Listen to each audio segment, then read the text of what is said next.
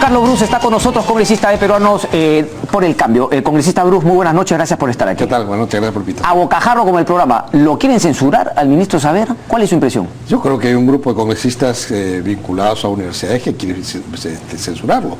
Y si te enseñara la lista de congresistas que o han sido rectores, o han sido decanos, o están accionariamente vinculados, o son parientes de personas que están accionariamente vinculados, es impresionante. O sea, que hay un gran sector de congresistas vinculados al tema universitario.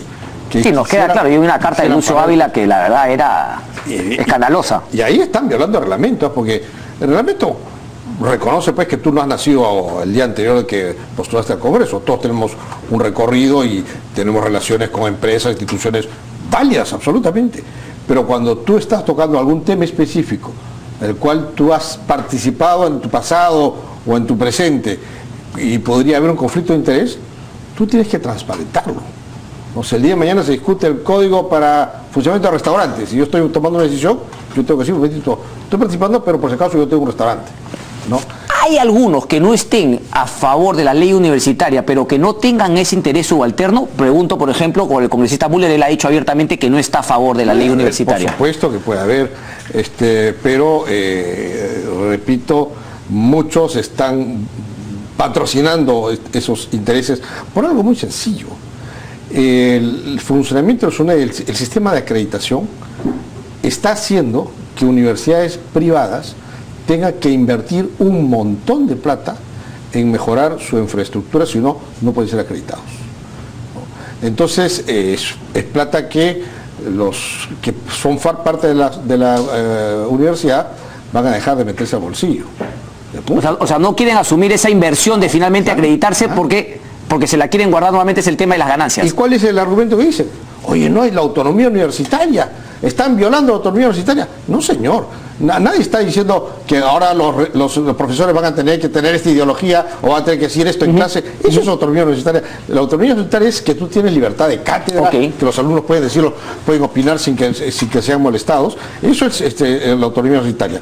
Pero lo que hace la SUNEDU es un organismo regulador. Es como que ponemos OCIPTEL para que regule la Telefónica. Pero la Telefónica dice, no, momentito, yo quiero poner mi directorio en OCIPTEL. No puedes, tú eres regulado, tú no puedes participar en el directorio. Correcto. Entonces, las universidades no pueden participar en el directorio de SUNEDU. Ok, el tema de que finalmente no sean elegidos a dedos, como dicen algunos, entre comillas, y buscar una manera no más democrática, abierta, de elegir a los miembros de SUNEDU. Eso es algo que se puede debatir. Siempre se puede mejorar la representación que hay en el directorio de SUNEDU, pero con el principio de que el regulado no puede estar... Pues, o sea, no volver a la Asamblea Nacional de Rectores de ninguna manera. Coincido completamente con eso, pero sí tengo una duda, ¿no? Porque, claro, uno se pregunta, ¿no es un poquito bananero, así de tercermundista, creer que una reforma está sujeta a una persona? Porque claro, yo diría, bueno, ustedes la universitaria, este es el tema, bueno, ponga a Daniel Mora, pues pongan a Daniel Mora como ministro. Lo que pasa es que sí hay una campaña persistente atrás de este ministro, al que muchos consideran que es el que está patrocinando e impulsando esta reforma. Y creen que sacándolo a él, se la tumban. Se tumban abajo la reforma, ¿no? Porque no te olvides que las universidades que se han acreditado son las universidades, digamos, los mejorcitos del Perú. La Católica, la Pacífica, la de Lima. ¿no? La de Lima. Sí. Entonces, algunas universidades nacionales que se han acreditado. Ahora vienen las más complicadas, que son esas universidades privadas que actúan en provincias, ¿no? Con una gran cantidad de alumnos. Esas son las que van a tener que invertir mucha plata. No, esas son las que les toca ahora. Y ahí es donde te viene claro, por eso, pero a mí me quedaba esa duda. Claro, yo sí veo que obviamente es que, a ver, salen denuncias también legítimas desde mi punto de vista, porque acá ni siquiera hemos estado en una campaña, digamos, con Saavedra. Hemos llegado al ministro Saavedra por todo lo que está supeditado justamente al Ministerio de Educación en el tema de los deportes. Pero nuevamente, no se necesita, o sea, podríamos hacer un enroque, o sea, bueno, me quieren tumbar Saavedra, lo pongo, si es finalmente tan capo como dicen que es, ¿no? Y como creo que es en otro ministerio, él es economista finalmente, ¿no? Y poner, o sea, ¿por qué creer que una única persona, o es un tema también de orgullo y decir, bueno, a mí no me van a quitar al ministro que finalmente yo estoy apoyando? ¿Por qué ese apoyo no es una manera de pechar también al Congreso la conferencia hoy del presidente? Por una razón, que ya empezamos a ver logros en el sector de educación. Ok. Por ejemplo, comprensión lectora. En el año 2011 estaba en 26%. en el 2015, 29%, en el 2015 está en 49%. Razonamiento matemático, en el 2011 estábamos en 13%. En el 2015, o sea, ¿cree que hemos 26%. Entonces, los índices educativos, que no es que estaban malos, estaban cayendo año a año, no solo han dejado de caer, sino están mejorando. Después de décadas que eso no ocurría. Entonces tenemos adelante un buen ministro. ¿Por qué se tiene que ir? Ok. No está haciendo bien, porque de acá la investigación, o sea, en el tema del deporte, yo entiendo que esté haciendo las cosas bien en educación, pero el deporte lo tiene abandonado. ¿Por qué insistir con los Juegos Panamericanos, congresista? Primero porque creo que va a ayudar para modernizar la infraestructura deportiva en el Perú. Y creo que eso puede ser el punto de quiebre para el deporte nacional. Entonces, invertir los 1.200 millones de dólares que vamos a invertir en esa infraestructura. Pero usted es consciente de las investigaciones que hemos estado tocando. O sea, lo mismo se pensó con los Juegos Bolivarianos y no ha quedado ninguna infraestructura y ni siquiera han rendido cuentas de cómo se tiraron todos esos millones. Bueno, en este caso sí va a quedar y se va a hacer aceleradamente y de una forma transparente.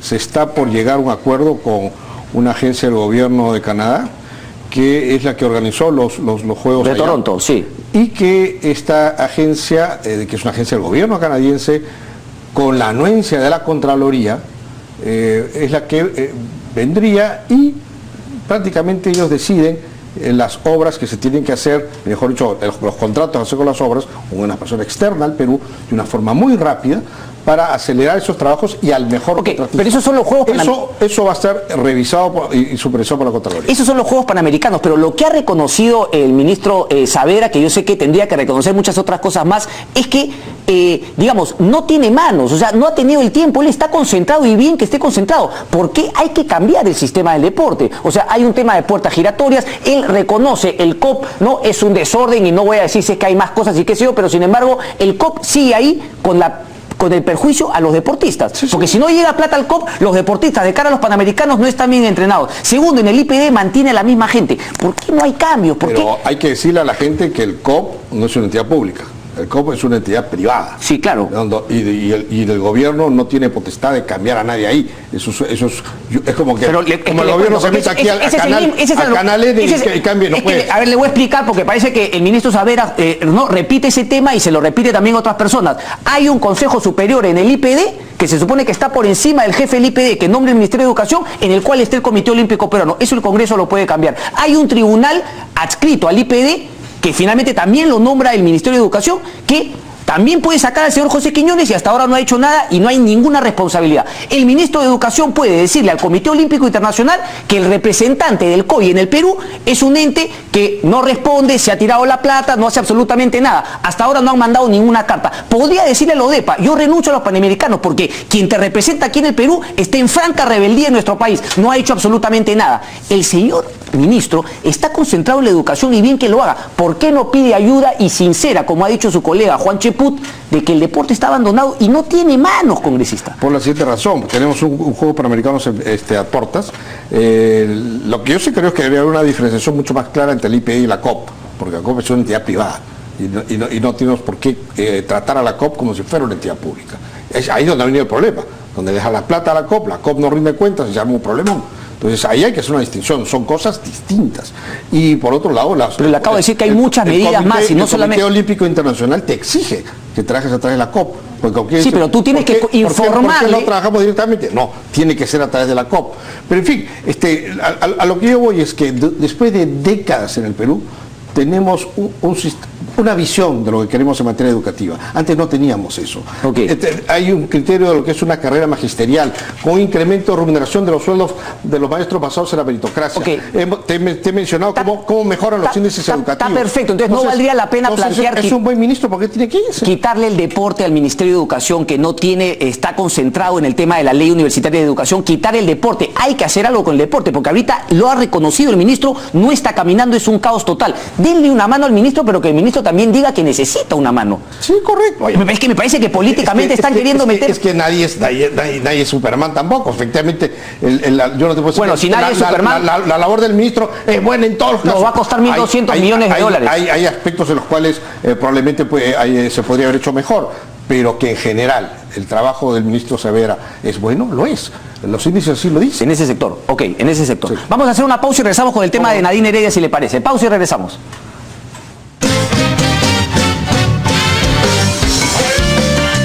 ¿Cumplió el Ejecutivo con la labor, digamos, usted cree que no hay responsabilidad en el Ejecutivo respecto de la salida de Nadine Heredia al extranjero? Para nada. Para empezar, primero hay que aclarar, el Ejecutivo no es ni Fiscalía ni Poder Judicial. La única persona en el Perú que puede decirte a ti o a mí que no podemos salir del país o que tenemos que firmar un cuaderno o que tenemos que pedir permiso al juez es el Poder Judicial solicitado por el fiscal. Lo único que puede hacer el gobierno es pedirle al fiscal, oye, solicítalo. Y eso ha hecho Julia Príncipe, hoy día ella ha mandado un comunicado. Julia Príncipe y la Procuraduría pidieron que se le dé arraigo a la señora Nadine Heredia. Ok, el Ejecutivo entonces, desde su punto de vista, queda fuera de responsabilidad. ¿Hay responsables? Mira, creo que aquí lo que ha habido es una viveza de la señora Nadine Heredia, de algo que han manejado con un secretismo muy fuerte. No se ha filtrado a nadie estas tratativas que ellos estaban haciendo con la gente de la FAO. Realmente se está arriesgando bastante el director de la FAO con contratar a alguien que el día de mañana, por ejemplo, se va a demostrar que no solamente es el gobierno peruano el que está pidiendo que anulen ese nombramiento, sino además el Congreso peruano, porque el gobierno representa al Ejecutivo, los congresos representamos al pueblo, y vas a ver que el día de mañana esas mociones, porque hay dos presentadas, seguramente se van a acumular. Sí, la de Acción Popular que quiso, ¿no?, el crédito y otra que acaban de presentar Fuerza Popular, pero seguramente las dos se van a acumular. Vas a ver que va a tener una votación muy alta, si no unánime. Entonces tú tienes... ¿Y esa dónde va a llegar? ¿Qué impacto cree que pueda tener? Primero, a Naciones Unidas tiene que ver que hay el gobierno, que tú dices, no, el gobierno lo está persiguiendo, ya, y el Congreso unánimemente dice, bueno, en ese país, todo ese país está en contra de ese nombramiento. Pero ha visto la información que justamente compartía con nosotros Mauricio Müller, es decir, parece que el señor Graciano se presta a esas cosas y está utilizando el tema en la FAO justamente para proteger a algunas personas, lo decía con el hijo de Lula da Silva. Mira, ante esta muestra de oposición de un país entero, Ejecutivo y Congreso, ante la FAO va a tener que evaluar si lo que quiere es deteriorar sus relaciones con un país por culpa de una persona, y la FAO está justamente perjudicando a uno de los países miembros de su propia institución. Creo que la Cancillería tiene un reto por delante en usar esta moción que mañana va a aprobar el Congreso, más la posición oficial del gobierno, en el resto de la comunidad internacional para presionar a la FAO y al subdirector para que anulen este nombramiento. Yo espero que se pueda lograr. ¿Esa usted cree que es la única manera, finalmente? Creo que es la más fácil. Porque como tú has analizado muy bien con Mauricio, obviamente la señora Heredia ha sido bien asesorada legalmente. Y cualquier posibilidad de... Revientan cuete, Eduardo Rodríguez parece que es un abogado a uno. Es bueno, ¿no? Y claro, si bien dicen que la inmunidad es una inmunidad de función, no una inmunidad personal, pero de todas maneras no hay un acuerdo de tratado de extradición con Suiza, podría ser complicado. Pero si el día de mañana este nombramiento se sigue efecto, se le cae todo el andamiaje legal. Sí, claro que sí, pero habría que ver si es que FAO justamente debe estar dispuesto a eso. El comunicado que envían hoy día no va en esa línea, congresista. No, claro, pero es que hasta el día de hoy, o sea, ¿usted cree que con la presión ahora del Ejecutivo y del Congreso la cosa va a cambiar? Se ve que es todo un país. O sea, no es solamente el partido de gobierno que por una persecución política... Pero no debería el canciller, el Ejecutivo, hablar con Ban Ki-moon, el secretario general de Naciones Unidas, olvidarte de la FAO, ir por arriba, ¿no debería ir eso también? Sí, y decirle, fíjate, no solamente soy yo, todo mi Congreso que representa a todas las fuerzas políticas de mi país, están pidiendo que anules este nombramiento. Eso tiene un impacto político afuera de todas maneras. ¿A usted le queda claro que no es un tema de mi trabajo, del derecho al trabajo, sino que lo conversó como una manera de protegerse de la justicia peruana? ¿A usted le queda claro ese tema? Claro, qué duda hay, ¿no? Claro, por supuesto. Mira, no te olvides que la señora Nadine Heredia no es que tenía un problema de mantener un trabajo durante todos estos años. Teóricamente, entre comillas, ella no tenía un trabajo. Entonces, no nos venga ahora a decir que mi carrera profesional, no, ella no trabajaba. Que ejercía el poder, lo ejercía, pero no se preocupó en tener una función laboral específica en estos años. Es decir, usufructa del poder y ahora sí se preocupa de su trabajo. Eso no se lo cree nadie. Es el tema Lavallato que viene con fuerza, por ahí estarían justamente pensando, porque claro, o qué creía, que en lo que había actualmente pues podía en algún momento ser pedida su prisión. ¿Cuál ha sido el cálculo? ¿Cuál es la estrategia detrás? Dentro de lo que se habla es no solamente el tema de Lavallato, sino el tema de los fondos que usaron para las campañas electorales, donde parece que se han presentado un par de colaboradores eficaces que han cantado el himno nacional con una cantidad de pruebas que las estaría complicando. Parece que ese proceso es el más avanzado. Lo otro es un fantasma que le puede venir a Brasil, pero esto no es fantasma, esto ya es concreto. Bueno, pero la realidad es que el sistema de justicia hace agua, ¿no? Y se le escapan las tortugas. Aquí el fiscal debió recoger el pedido que hizo la Procuraduría y pedirle al juez que efectivamente mantenga la orden de arraigo. Y aquí vemos el resultado. Sin embargo, están a tiempo de cambiarlo y iniciar los trámites para que la ciudad regrese. Quiero volver al tema de la interpelación, porque usted cree finalmente, si es que están queriendo su censura, son un grupo de gente, pero digamos, como ha dicho el congresista Marco Arana, la suerte todavía no estaría hecha, de decir, quisieran, pero todavía no lo deciden. ¿Por qué? Por, digamos, la bulla que puede haber en la sociedad, en los medios. ¿Cuál es el cálculo que usted cree? Porque si la suerte está echada... Mira, efectivamente el primer paso es la interpelación, que no tiene sentido porque el propio ministro ha dicho yo voy cuando quieras.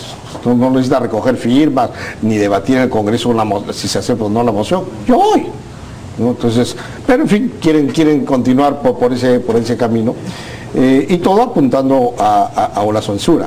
Pero si ellos ven que en efecto la ciudadanía reconoce que no es que todo sea perfecto en el sector de educación porque nadie es Dios, pero que las cosas están mejor que antes, que ya tenemos una visión y hacia dónde tiene que caminar el país, cosa que no existía antes, y que por lo tanto consideran al ministro Savera como un ministro que debería mantenerse en el cargo. De hecho, es uno de los ministros de más aceptación en el gabinete actual. Ok, pero si por ahora motivos el Congreso decidiese, ¿el Ejecutivo puede asegurar ahora que esa política va a continuar con o sin saber?